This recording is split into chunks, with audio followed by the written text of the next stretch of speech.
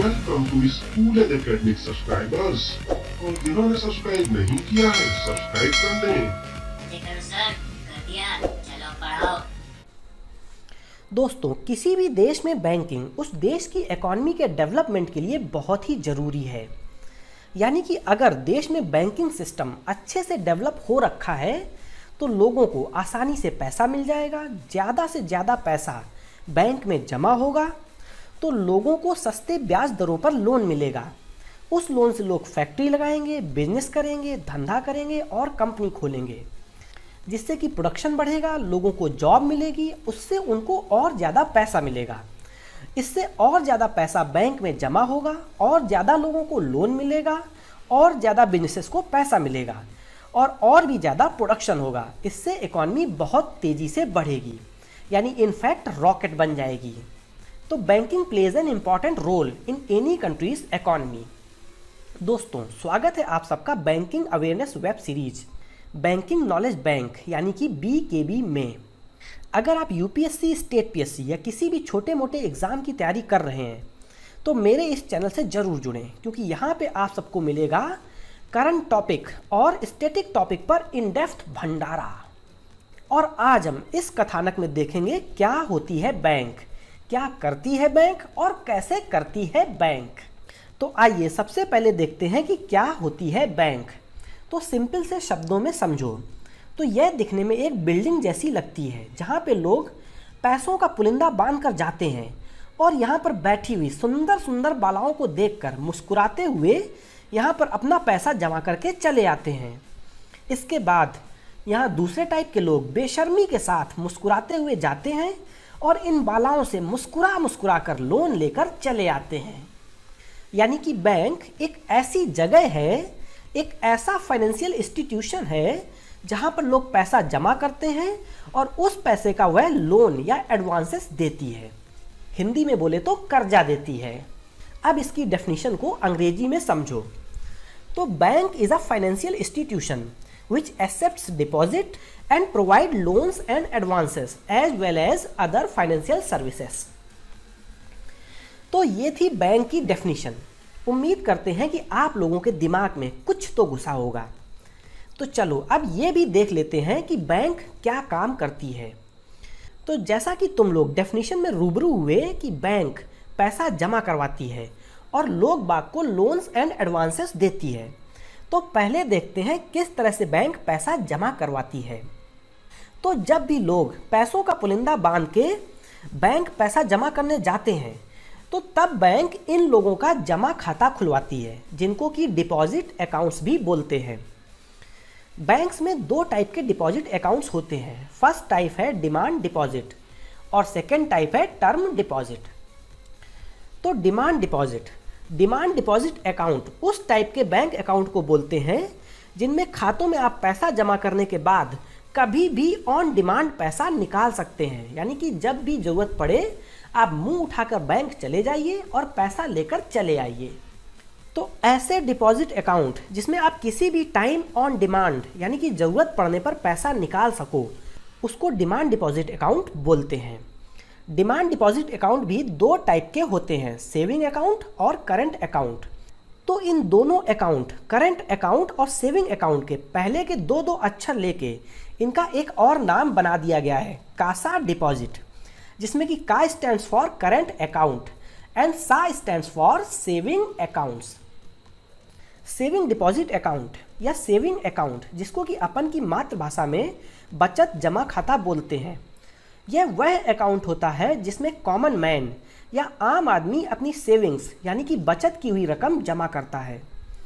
तो यह हमारे आपके जैसे आम आदमियों के लिए होता है, जिसमें आप अपना पैसा जमा कर सकते हैं। इस अकाउंट में आपको थोड़ा बहुत ब्याज भी मिलता है और आप इससे जब चाहें पैसा निकाल सकते हैं। यानी कि बैंक वाला आपको ये कभी नहीं बोलेगा कि कल ही तो जमा किए हैं, चले आए मुंह उठा के, पैसा चाहिए, नहीं मिलेगा पैसा।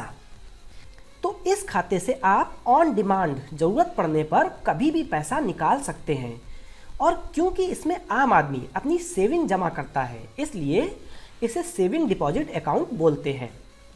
अब देखते हैं करंट अकाउंट। तो करंट अकाउंट, हिंदी में इसको चालू खाता के नाम से जानते हैं। करंट अकाउंट बिजनेसमैन के लिए होता है क्योंकि इसमें ट्रांजैक्शंस को लेकर कोई भी लिमिट नहीं होती है। मतलब कि आप एक महीने में हज़ारों ट्रांजैक्शन कर सकते हैं। इस खाते में कोई भी इंटरेस्ट नहीं मिलता है और इससे भी आप ऑन डिमांड कभी भी पैसा निकाल सकते हैं। तो ये तो थे दो टाइप के कासा डिपॉजिट अकाउंट या डिमांड डिपॉजिट अकाउंट। अब देखते हैं टर्म डिपॉजिट। टर्म डिपॉजिट को टाइम डिपॉजिट भी बोलते हैं और हिंदी में इसे सावधि जमा खाता बोला जाता है। इस टाइप के डिपॉजिट अकाउंट के साथ एक टाइम या एक टर्म फिक्स होता है कि यह पैसा मिनिमम इतने टाइम के लिए तो जमा ही रहेगा। इससे आप अपनी इच्छा के अनुसार विड्रॉ नहीं कर सकते हैं। तो यह पैसा एक टाइम के लिए जमा होता है, इसलिए इसे टाइम डिपॉजिट या टर्म डिपॉजिट या सावधि जमा कहते हैं, क्योंकि इसके साथ एक अवधि फिक्स होती है कि इतनी अवधि के बाद ही आप पैसा बैंक से निकाल सकते हैं। टर्म डिपॉजिट अकाउंट भी दो टाइप के होते हैं, रिकरिंग डिपॉजिट यानी कि आरडी और फिक्स्ड डिपॉजिट यानी कि एफडी। दोनों ही अकाउंट के पहले दो अक्षर उठा लेने से बन जाता है राफा अकाउंट। तो टाइम डिपॉजिट अपने राफेल नडाल यानी कि राफा के नाम से याद रख सकते हैं, recurring account and fixed account. Recurring account को हिंदी में पुनरावृत्ति जमा खाता बोलते हैं। तो जैसा कि इसका नाम बोलता है रिकरिंग या पुनरावृत्ति, तो इसमें हर महीने एक अमाउंट जमा किया जाता है और वह एक फिक्स टाइम तक किया जाता है। जैसे कि मान लो 1000 रुपये पर मंथ एक ईयर तक।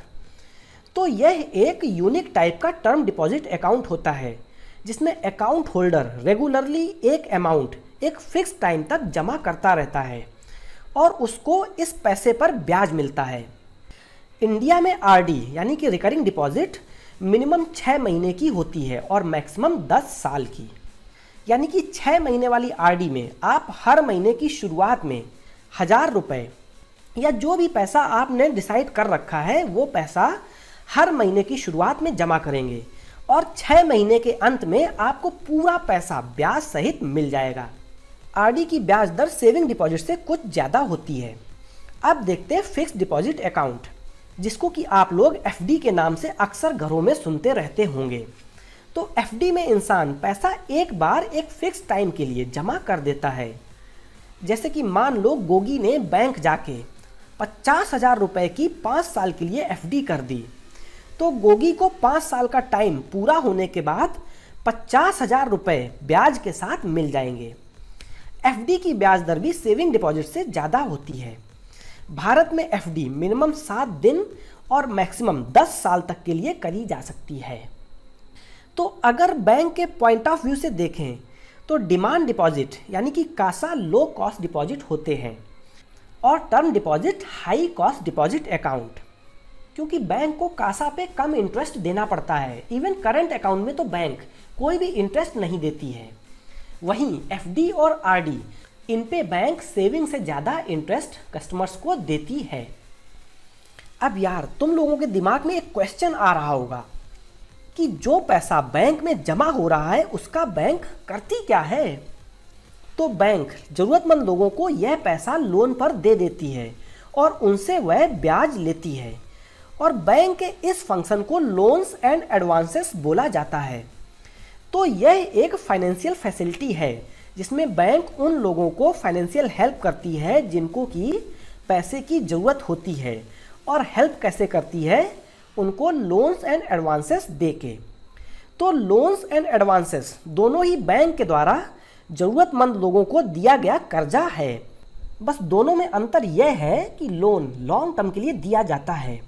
लॉन्ग टर्म बोले तो 1 साल से ज़्यादा के समय के लिए और एडवांसेस शॉर्ट टर्म के लिए बोले तो 1 साल से कम के लिए। यार एक बात की गांठ बांध दो, जब भी बैंकिंग में लॉन्ग टर्म की बात करेंगे तो उसका मतलब होता है कि हम 1 साल से ज़्यादा की टाइम की बात कर रहे हैं, और जब शॉर्ट टर्म की बात करेंगे तो उसका मतलब यह है कि 1 साल से कम, जैसे कि मान लो 2 महीने, 6 महीने, 9 महीने या 1 साल।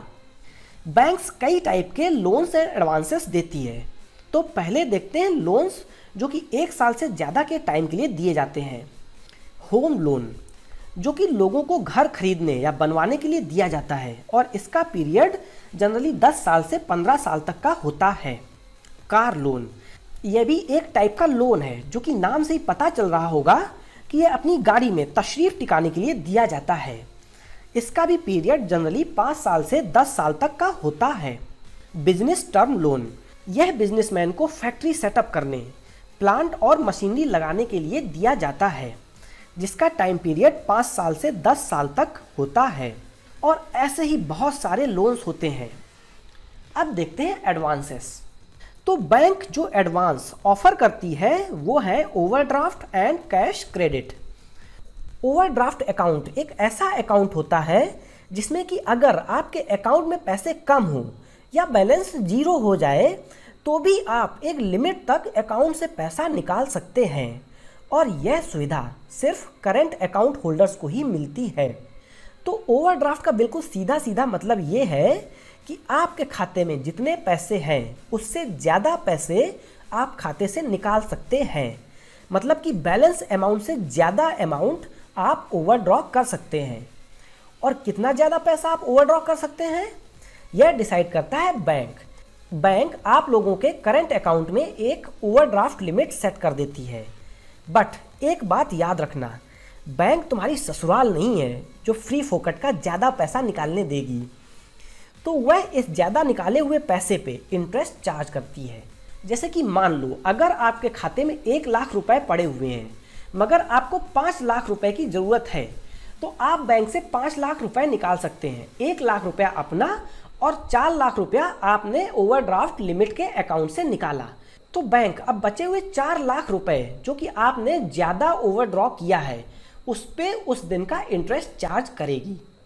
तो ये तो था ओवरड्राफ्ट एडवांस अकाउंट। अब देखते हैं कैश क्रेडिट एडवांस अकाउंट।